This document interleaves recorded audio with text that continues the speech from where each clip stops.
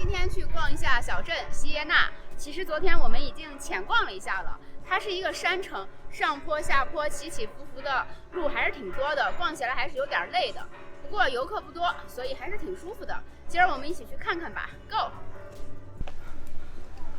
我哋嚟到古鎮義烏啦，成地都係義烏嘅小商品啊！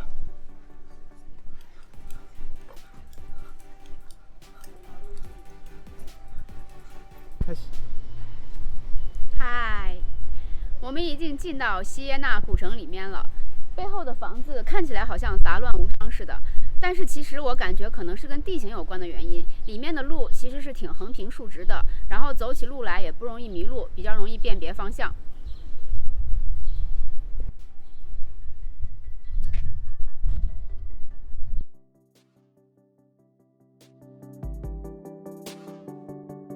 睇下呢條路，兩邊嘅屋係幾咁直，然後呢條路咧係不停咁向下斜嘅，斜到前面咧就要向上行，成個鎮都係咁噶啦。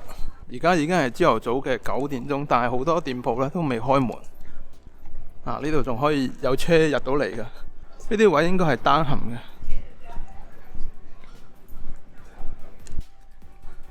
呢間就係超級有特色嘅斜坡餐廳。佢嗰啲座椅呢係擺喺個斜坡上邊嘅，你見到嗰個台腳啊，其實係斜咗嘅，剛剛好擺喺嗰個位嗰度。尋晚見到呢係非常之熱鬧嘅，好多客人啊！呢度係24小時嘅自助販賣機啊，隨時可以嚟呢度買飲料，而且價錢呢仲比較平嘅，相對於外頭嚟講。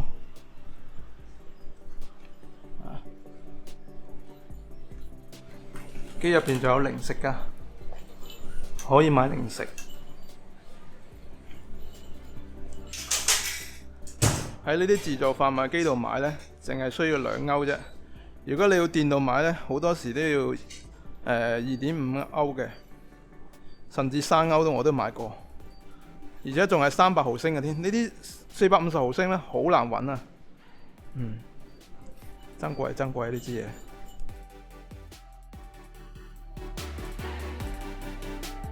哇！旅行團日親啊，好多人啊！剛剛落完波，而家又開始上斜路啦。我们第一站来到的是沙林贝尼广场，广场上有3座建筑物：沙林贝尼宫、斯潘诺斯宫和坎图奇宫。沙林贝尼宫始建于14世纪，它坐落在广场的正中央。如今，它是世界上运营时间最久远的银行——锡耶纳银行的总部。广场的中央摆放的是18世纪经济学家的雕像。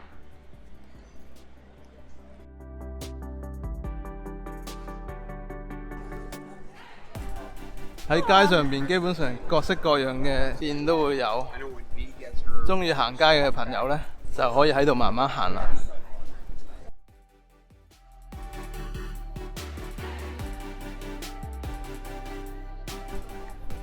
呢個廣場就叫做托勒密廣場。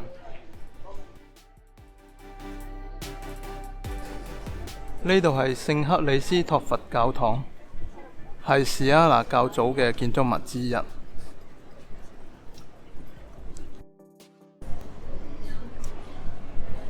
这个小巷子还是挺有意思的，中间有一个连廊连接2边，然后感觉还是挺幽深的。大家看一下。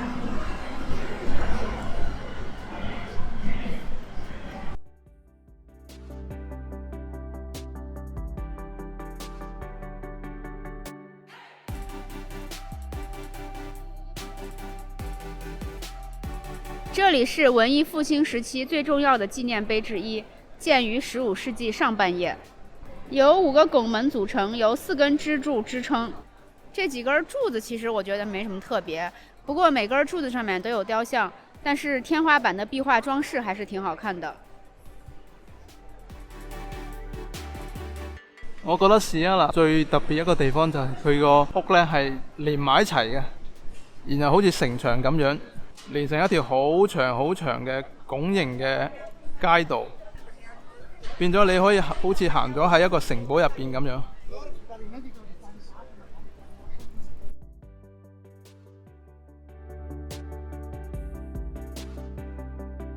这里是位于锡耶纳市中心的田野广场，是欧洲现存最大的中世纪广场之一。广场正对面是市政厅和塔楼，曼加塔有400多级台阶，登上曼加塔可以看到锡耶纳的全景。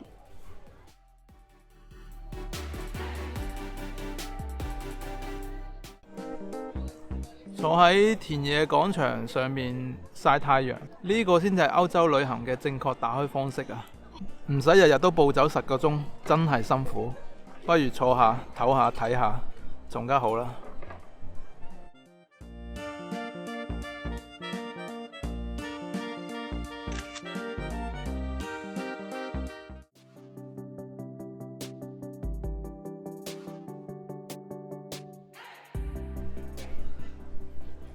我哋向我哋下一個目的地士亞拿大教堂出發。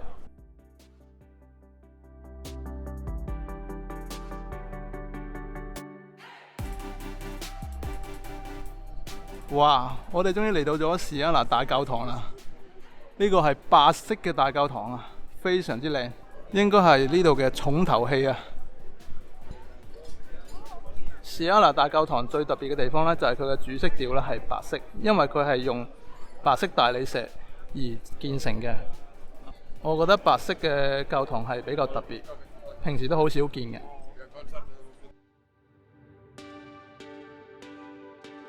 大家睇到呢度呢係相當之多遊客。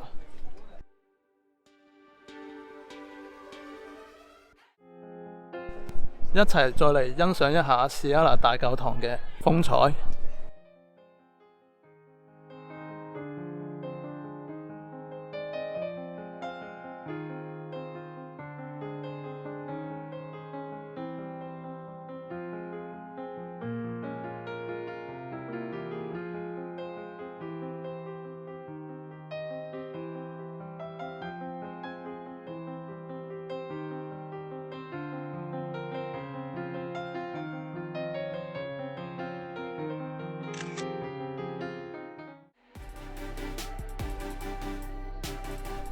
總體嚟講，士亞拿呢度呢係非常之值得推薦嘅，因為佢呢個小小嘅山城呢，地方唔大，但係入邊個環境同氛圍呢都相當之有特色，非常之值得喺呢度再住多1-2日。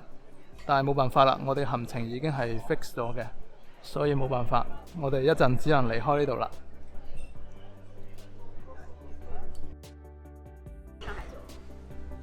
另外一個我中意士亞拿嘅地方呢，就係呢度有一間中餐館啊，叫做上海酒樓。終於有中餐啦！救命啊！呢啲先係人。中餐呢個老闆仲幾好嘅，非常之好人。上海酒樓。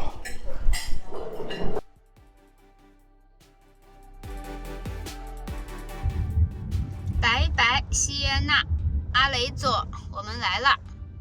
我还真的挺喜欢锡耶纳这个小山城的。下次如果再有机会来意大利的话，要在锡耶纳多住上2天，休闲的好好感受一下小山城的风情。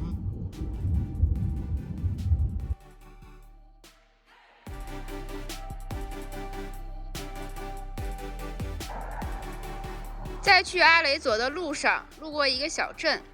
环境还是挺不错的，房子也挺好看的。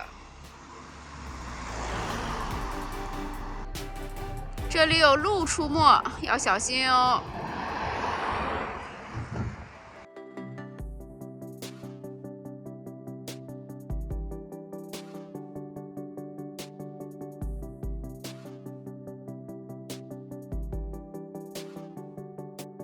嗨，我们现在到阿雷佐了。是因为电影《美丽人生》而非常出名的一个小城，我们现在进去逛逛吧，走。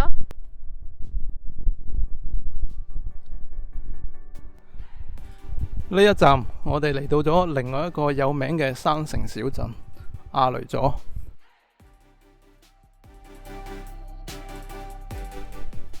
目前睇嚟呢邊嘅遊客唔算多，我哋再往教堂方向行一行先。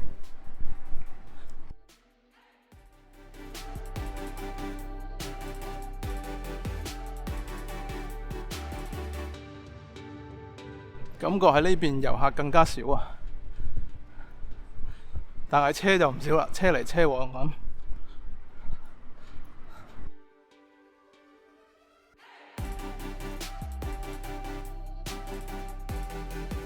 呢啲鐵圈喺牆邊，唔知佢係做裝飾還是有咩用途啦，好似一條蛇咁。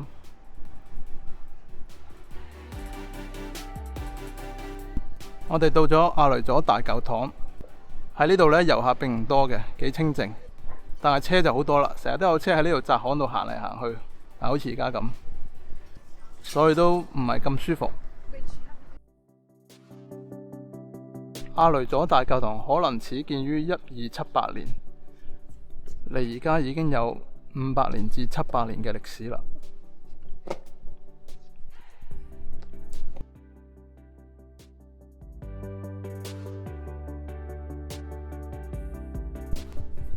阿雷佐大教堂係可以免費參觀嘅，我哋入嚟之後呢，就係咁噶啦。成間教堂係非常之大嘅，應該有5、6層樓咁高嘅，入邊亦都非常之靚嘅，彩色嘅玻璃啦，典型嘅哥德式建築。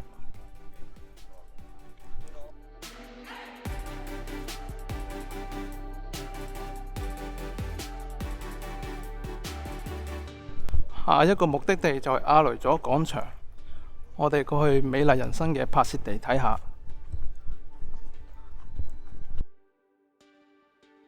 呢度就係阿雷佐大廣場，哇，係咪好大呢？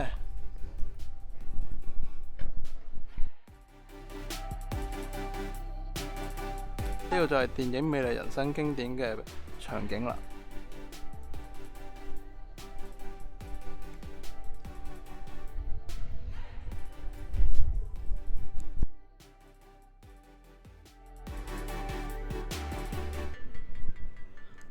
阿雷佐同埋士阿拿嘅區別呢，就係呢度嘅遊客更加少，咁顯得悠閒同埋清靜。試諗下喺呢個廣場入邊坐低就飲翻杯咖啡，輕輕鬆鬆咁樣享受午後嘅陽光，呢個就係歐洲人嘅生活啦。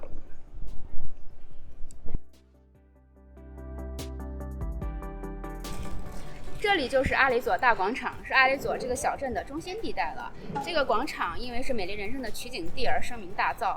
这个小镇其实游客不多，然后走走逛逛挺舒服的。饭后慢悠悠的散散步还不错。不过我不太喜欢这里的一点就是经常有车这样来来往往，会很多车，我比较不喜欢。在这个小镇里面散散步，感觉好像重温了一遍电影里面的经典片段一样。Andy。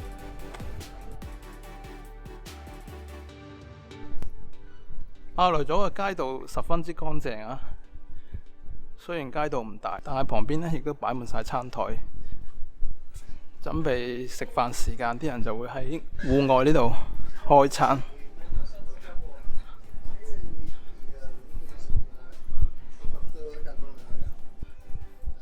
我而家先係發現，原來意大利啲城鎮呢，全部都係屋連屋㗎。以前我仲以為係某一個鎮嘅獨特特色嚟添，原來全部啲城鎮都係屋連屋咁樣連住，變咗成個城牆咁樣，你就好似喺兩面好高嘅城牆喺度行緊路。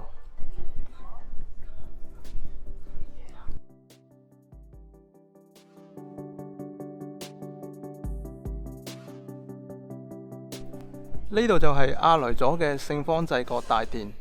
今日因為星期三，所以就關咗門。平時呢度呢，可以用7歐呢，就可以入去入邊參觀啦。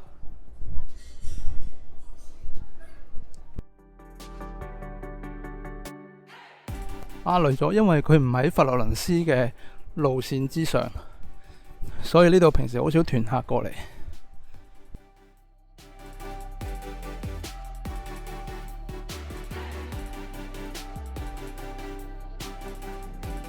在去里米尼的路上，路过的一个小村庄，环境还是挺不错的。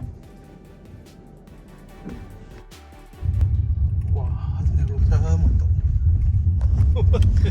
这是意大利的 U 型公路。真的超夸張，這個陡度。對，意大利的 U 型公路，我们国内有青海那个315 U 型公路。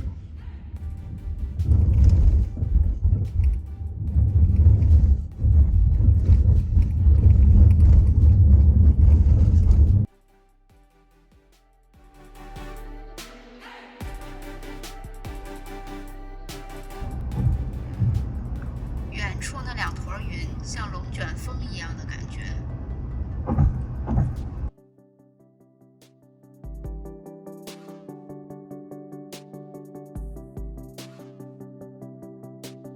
肥佬文出息了，带我住4星级的酒店了。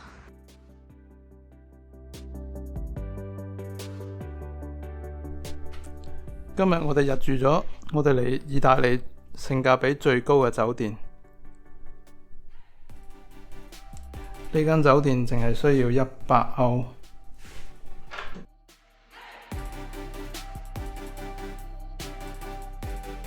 我發現喺意大利唔同嘅地區、唔同嘅城市，物價差距咧係非常之明顯嘅。呢一集嘅意大利小鎮之旅呢，就到呢度先啦。我哋下集再見，多謝收睇，拜拜。